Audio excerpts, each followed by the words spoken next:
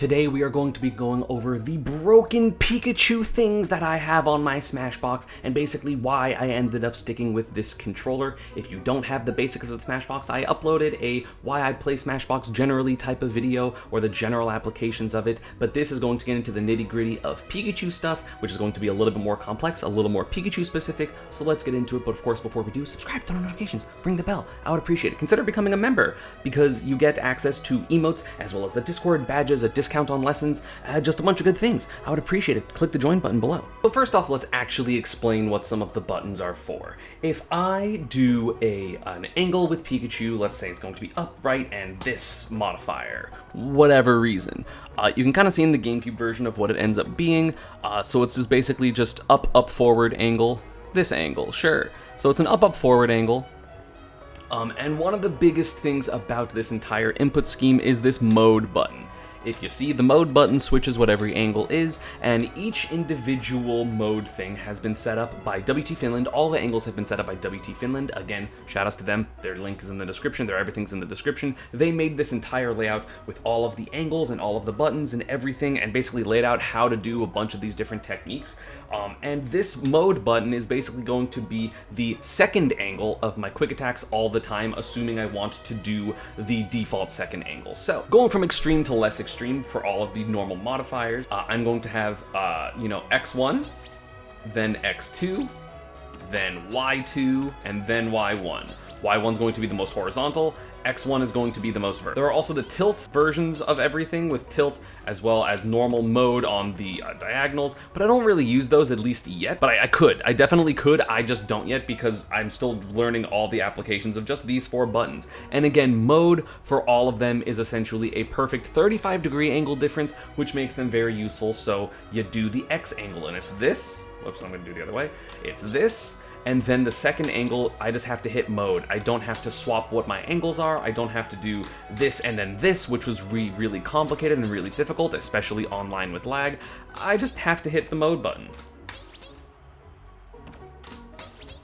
So when you're seeing me do a lot of these impressive angles, especially ones like this, I'm just hitting an extra button. It's not actually super complicated. And what mode also does by itself is just go slightly up. If you see, if I'm hitting the mode button, it is slightly up. And that is for another button that I have, which is the left stick to D-pad button. So again, left stick to D-pad, I have, it just turns my left stick into my taunt. So I have up taunt, down taunt, and then I have my side taunts set to special. The reason that this is the case is because, as I mentioned, it turns off the direction that I'm holding, right? So if I'm holding up, you can see it be in the GameCube thing, it's like holding full up, no longer holding full up. If I'm holding down left, no longer full down left, I'll just get a taunt.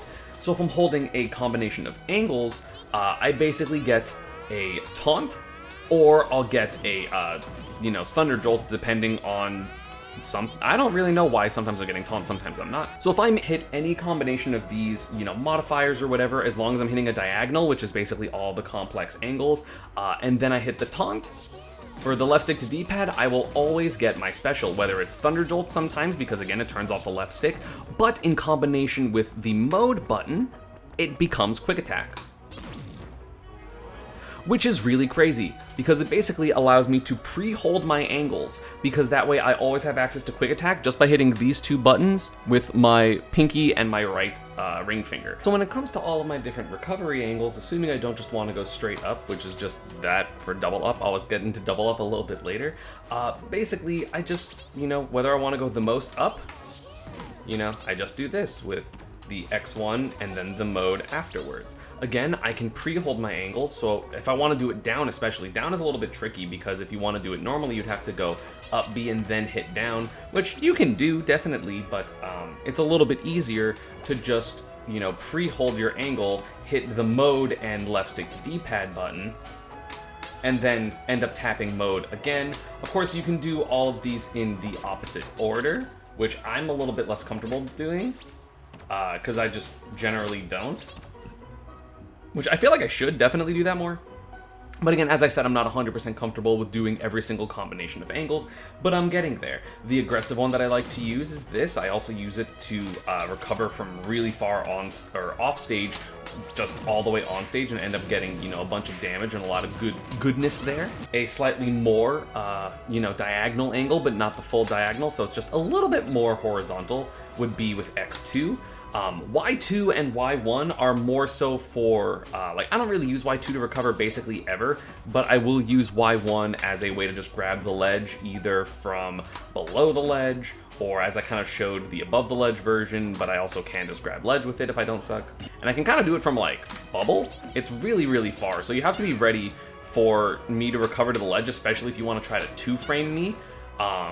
Basically, when I'm all the way out in bubble, which is crazy. And of course, the recovery goes very far if you want to do the X1 angles, as well as you can also just do mode with the normal diagonal. So if you're kind of like almost directly diagonal from the ledge, I can just do that to grab the ledge. I can also use the X2 angle to be a little bit, you know, a little bit more vertical than the full up, forward, and then mode angles. But yeah, there's a lot. There's also angles, as I had mentioned in my other one, with the mode and tilt 1 and tilt 2, but I don't really do that except for double up zip, which uses tilt 2. So tilt 2 in this layout is actually backwards, which is going to have a use first off because it helps me dash walk. Because it'll just basically input slightly back, which is kind of nice. It gives me a full dash walk if I don't want to use the C-stick for some reason. But also, it kind of helps me turn around shield. So if I'm walking and I want to turn around and shield, I just tap the button, and then I'm good. It also allows me to do dash walk into turnaround shield. I'm not 100%, like, I don't do this a ton yet, but it's honestly super important, especially for Pikachu, because I generally want to do my add a shield options backwards, because that gets me back air as opposed to having to forward air or just having to nair.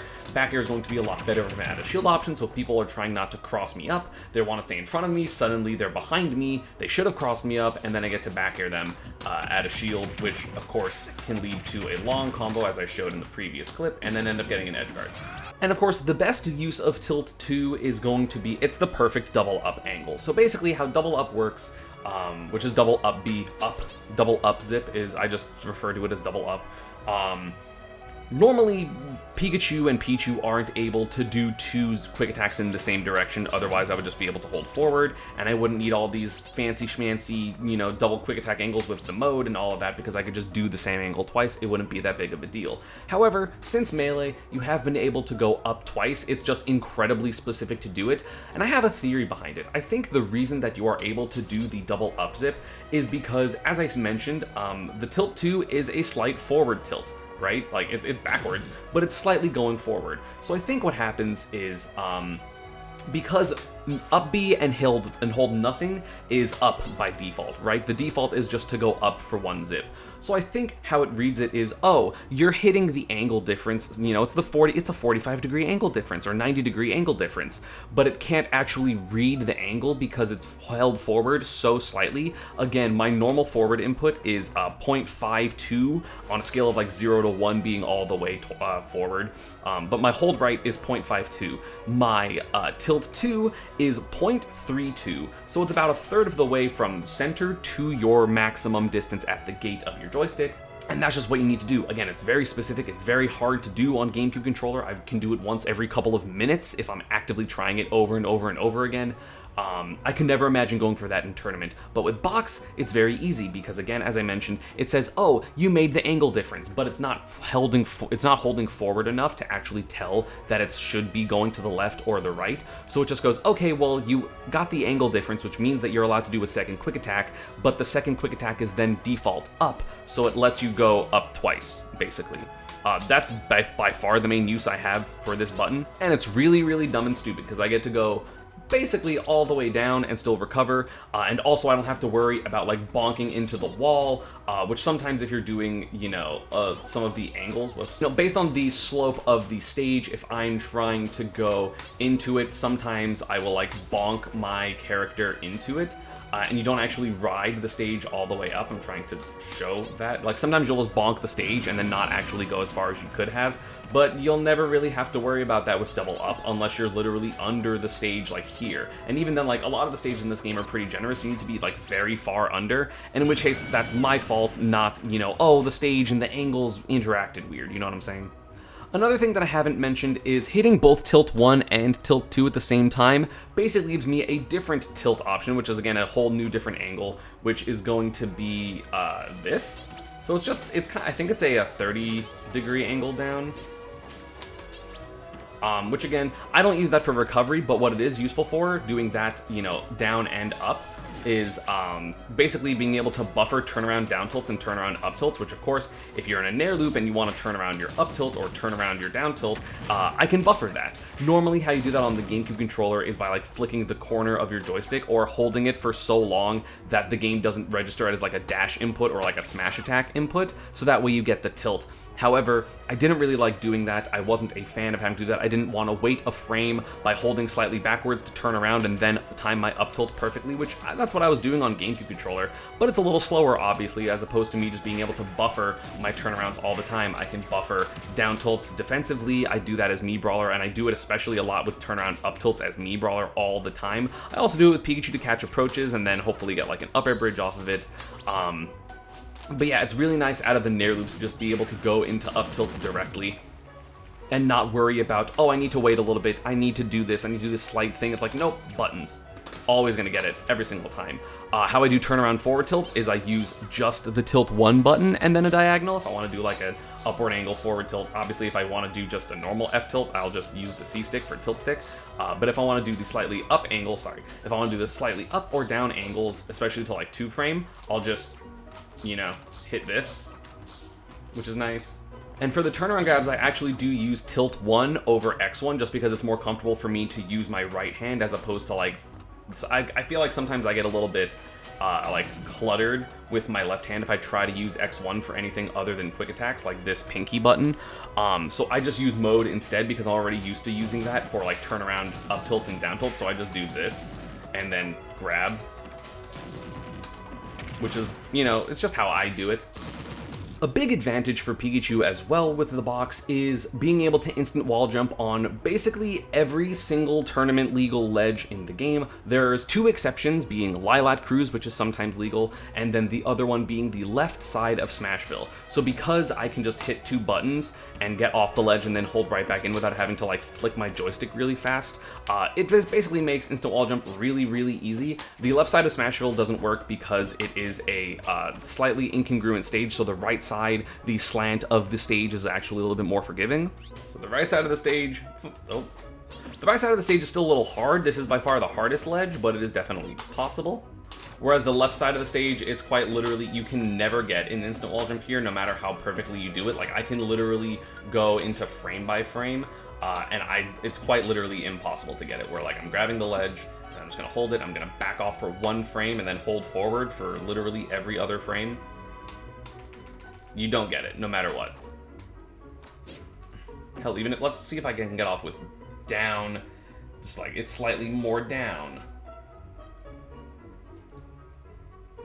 So it's down back whenever it lets me get off the ledge. And then I'll hold forward, and I cannot do it. It's impossible. Whereas this one, I mean, I can even do in real time a lot of times, so. Battlefield, FD, and PS2 for the not walled stages are definitely the easiest. I was able to do those fairly consistently on game. So of course, being able to instant wall jump as well with the ease of the SOCD, so I can just kind of hold both buttons, just allows for Pikachu to get a little bit more clever off of the ledge, because you can instant up air, as I already showed. You can also do instant wall jump into reverse T-jolt, even though I'm less good at this. You can do that into double jump T-jolt to just be a little safer. So like you're really far up there. Of course, it just allows you to stall a little bit better, and you can kind of just chill here, end up quick attacking. And of course, you can always just re-grab the ledge with like after pressure and just do this. And most people aren't going to be ready to punish that re-grab. Speaking of grabbing the ledge, there's another broken angle that I haven't really showed off, which is basically it allows Pikachu to ledge trump. with quick attack from the ledge. So it is the combination of tilt, 1, mode, and down in whatever direction you need to go to the ledge. So this angle, because it's slightly on the inside of the control scheme, even though you're technically holding down, you will basically still be able to grab the ledge, which of course allows for sneaky little trumps.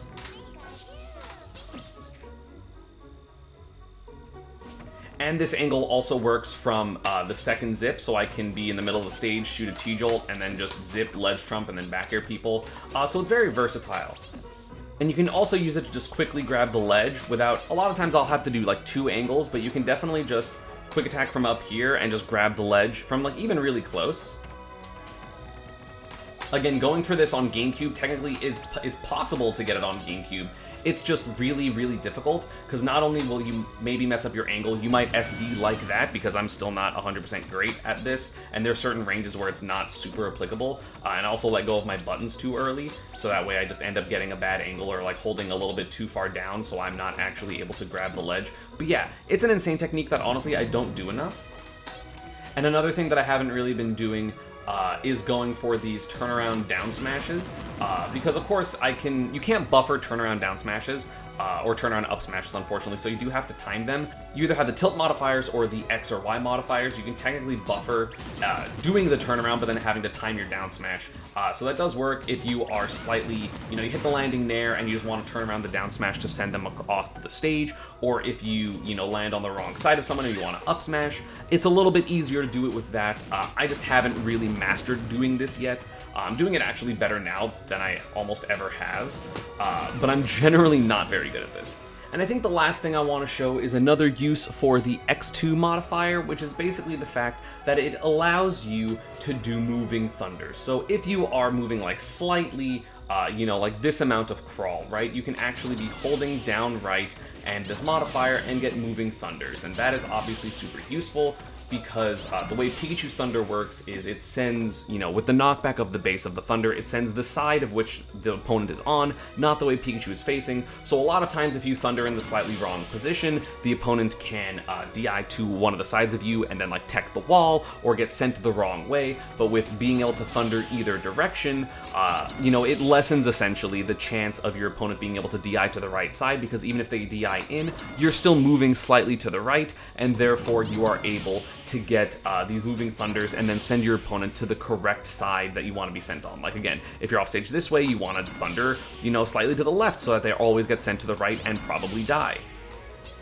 If you can see that they're already on the left side of the thundercloud, you can, go to the right, because they're more than likely DIing towards the stage. And then if you're moving slightly out of the way, if they don't get sent into you, they just get spiked and don't even hit the body hitbox, so then they miss you and die. So it's a little bit intricate. I'm still getting used to doing the making the opponent miss my body on purpose, but it is very, very powerful. I've got a ton of kills with it. You can also do like surprise moving forward thunders with it to just be a little bit different. I mean, a lot of people expect like this range, but they very rarely expect the aggressive thunder, and that little bit of forward movement can really throw people off and get you very, very early kills. Then your opponent has to worry about it for super high, because then you jump and then they air dodge, and then you can get like a landing nair down smash, or just, continued pressure, get the opponent off the stage. So it's just another tool in the arsenal. There are, of course, more techniques than I didn't even go over, like using tilt 2 to B-reverse your T-Jolts. Again, I don't really do this just because I prefer to do like normal,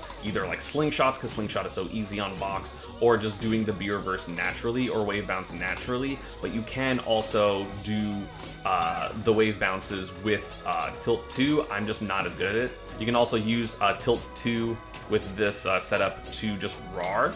Like, I can basically slingshot with it. I just prefer to do the actual slingshot method of hitting all 3 buttons. So if I'm being honest, the two main uses, the two real reasons that I want to stick with box is basically for consistent quick attack angles, as well as this moving thunder. I feel like everything else I could have done on GameCube controller pretty easily, but the access to double up zip is incredible. The consistent quick attack angles that I'm not going to mess up a slight angle, I'm not going to mess up doing this. And of course, there are a bunch of other techniques that I didn't even go over that I don't find as useful that WT Finland still showed me. Like that delayed thunder is kind of crazy that you use tilt 3. to move while you're falling, and then you end up just holding back into it, and then you can get this like super delayed thunder hit body hitbox, which it can be insane. I just don't really use it very often because it seems weird to me to use it. But again, I may understand it a little bit more later. I may understand all of these other little intricacies a little bit better as I keep playing with it. Again, it's only been about 6 months. So again, shout outs to WT Finland for making this whole profile. Again, their description their everything will be in the description below. Shout outs to Hitbox. This isn't like a sponsored video. It wasn't necessary for me to do this. I didn't know if I was going to stick with it, and then I ended up doing it, and I want to make the video explaining all this stuff. So shout outs to them as well. Thank you all for watching. I hope this answered all your questions. If it didn't, leave them in the comments, and I can do a follow-up for this and the original video. And with that, I will see you all next time. Subscribe. I would appreciate it. Peace.